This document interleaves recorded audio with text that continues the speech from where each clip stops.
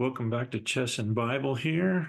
Eyes on the Bible YouTube channel. It looks like I'm white. I like the queen opening because I don't really want to learn a ton of openings. So, there's other channels out there if what you're wanting to learn is more openings. Okay, maybe I'll try to learn some for you. It's just not my priority right now. So I can open this thing up a little bit. You might see what happens if I do this number. If what he'll do to protect that. Come up here, which gives me a chance to mess with this guy like that. So our passage today is 2 Corinthians 3:18. And I'm about to I'll go ahead and keep moving. 2 Corinthians 3:18 is one of my favorite verses. So the book of 2 Corinthians, I mean, if there's an underrated book in the Bible, I would say it's 2 Corinthians. It is an unbelievable book. Um, but for some reason it doesn't get, as much attention as some of the other books. I just love it. It may be my favorite book of the Bible if I had to choose one. So, um, let's see, what's he going to do here? He's going to try to mess with me. Just come on back down here. Typically, the way I play, if guys start to just like squeeze the screen too much like that, I don't know. It doesn't really hurt me. It seems to help me. I'll bring my knight up here, see if I can get him involved in the game. Um, yeah, I wonder if he'll bring his knight there. Just be kind of annoying. But we'll figure it out. So, I'll drop this guy back here. Yeah, so Second Corinthians is all about, I mean, you could say a theme of it is like Christ being displayed in us through our encounter of weakness. And okay, I'll go ahead and move up here. See if I can keep him on his toes a little bit. He's not going to like that because he's going to have to move queen over there. And then I can come this way. Now this leaves this guy exposed once this knight moves, but I kind of like it. Um, yeah, so now I've got my queen in here. Oh, that was exactly what I need to not do. But see, I can check him there and then come like that. Okay.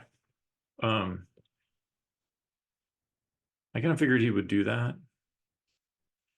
I'm going to come down here and see what he does. See, I like the idea of coming up here, but then he could fork me right there.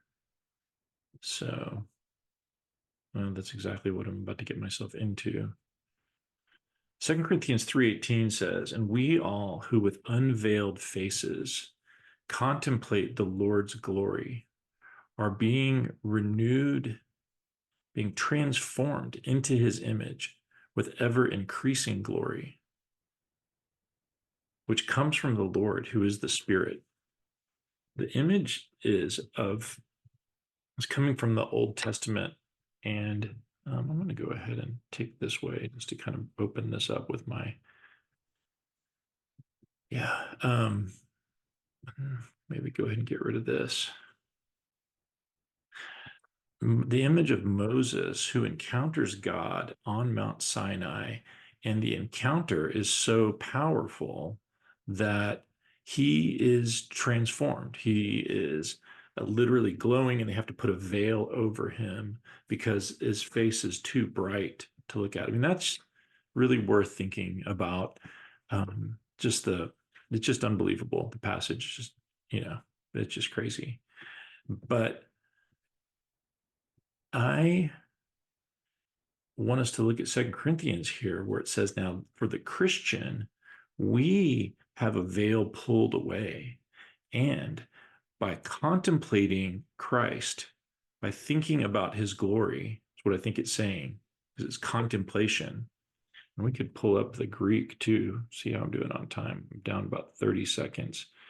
Um, that by contemplating Christ's glory, there is a transformation that happens upon us as people. And it's just really pretty amazing. Let's see here. I need to come down and deal with this dude. And that is happening in kind of an ever increasing glory sort of way. So what we're dealing with here is the idea of Christian formation, really, and that by just what our thoughts are laid on, we are changed. We are ever changed into his likeness. So let me see here if I can get up here and mess with this guy. So he's going to have to pull those two guys together. She did. And then see if he goes there. Not sure. I'm going to come back.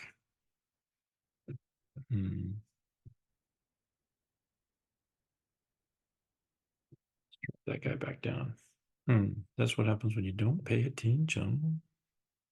Now, I think what I could do is take. Now I got to be careful that I don't get mated back here.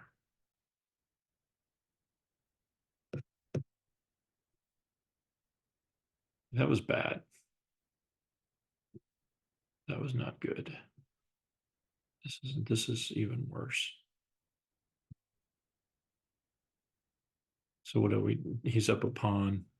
Yeah, I'm contemplating the Lord's glory and not contemplating the chess moves here. If you look up and down the context of this passage, there's more about the glory of God being revealed in human beings and transforming us. So look at this guy here. He's going to do that. I'm going to get that pawn back. He got that one, so he's still up a pawn. So, for instance, you may be familiar, if you're familiar with the Bible, with the idea that um, the God of this world has blinded the eyes of non-believers. It's a really interesting passage. Let's go up here. Yeah, it's a really interesting passage, and it's basically says so that they cannot see the glory of Christ, who is the image of God. So in the gospel, so the God of this world, being Satan, has like kept people from being able to see any glory when they see. It's like there, so that veil that's been lifted for the believer is still in place for the non-believer. Okay, he's wanting to win this pawn game here. Not sure exactly how we're going to do this. Yeah, go here. Then if he comes down here, I'm going to take this. Okay, I'll take that. Mm-hmm. I don't want him to come down here. If he comes down here, I'm just going to pass him and go all the way up. I kind of feel like he might have made a mistake. Yeah, so that wasn't his best move. Now he really is stuck. Yeah, he's got some limited moves here. I think I'm winning this game all of a sudden. And with time, I need to pay a little bit of attention here.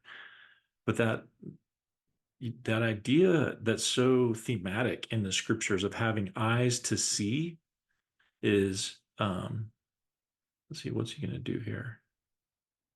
I guess I should have gone down and taken that other pawn. I'm about to win on time. Yeah, and maybe I'll just like pull up Logos and we can take a quick look at it after this game. All right. I cannot say good game yet because this is a new channel and it doesn't let me chat for 48 hours. So we go to Second Corinthians. So here's where we had our passage, the very last verse of 18. And we all who with unveiled faces contemplate. I just want to look up that word real quick. The katatrizo. It's not a commonly used verb. In fact, it's only used this one time in the New Testament. So to like gaze in a mirror, it says, it's very interesting. Yeah, to just to sit and to really just think, contemplate's a great word for it, to sit there and just observe the Lord's glory. are being transformed. This has got that metamorphosis idea, metamorpho. So we're being transformed. There's this other really common passage. I thought this was going to be the same word. And in Romans 12:2, do not conform to the pattern of this world, but be transformed by the renewing of your mind. And then it says, then you'll be able to test and approve what God's will is. So here's this passage, just a few verses down, where it says that, Paul basically says, hey, I've been a straight shooter with you. This is about removing veils. I'm not trying to like camouflage and trick you in any way. But it says, if our gospel is veiled, if it is covered, it's veiled to those who are perishing, because the God of this age has blinded them, blinded their eyes, so they cannot see the light of the gospel that displays the glory of Christ, who is the image of God, which, as we saw above, is what transforms people when it is contemplated and understood. So we preach not ourselves, but Christ Jesus as Lord, and ourselves as your servants for Jesus Christ's sake. For God, who said, let light shine out of darkness, made his light shine in our hearts to give us the light of the knowledge of God's glory displayed in the face of Christ. So the God who spoke into darkness and said, let there be light, does that in our hearts when we hear the gospel, when we believe. Maybe you're not a believer, and maybe you're hearing some of these ideas for the first time, or your eyes are being laid on this text for the first time. Perhaps God pulls the veil back just a little bit and you go, whoa, I think there's something life-changing here. I think there's something in Jesus Christ. He's not, maybe he's something more than like a pop culture icon, or a rabbit's foot that gets rubbed for luck, or the flag of some religious party, but that he is the expression of God, the transforming power of God.